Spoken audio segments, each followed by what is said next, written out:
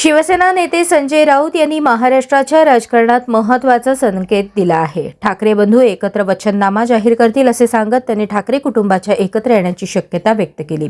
या संयुक्त वचननाम्यात राज्यातील जनतेचे प्रश्न, विकासाची दिशा आणि सामाजिक मुद्द्यांवर ठोस भूमिका मांडली जाईल.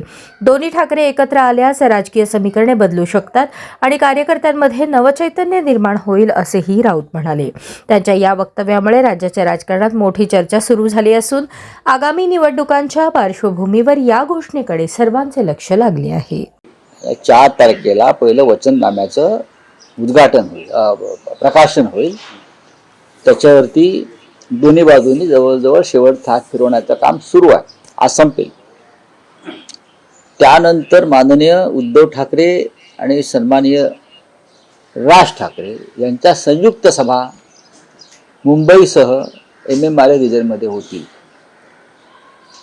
पूर्व आणि पश्चिम उपनगरामध्ये संयुक्त सभा होतील, मग शिवतीर्थावर होईल. सभांची संख्या फार नाही आहे.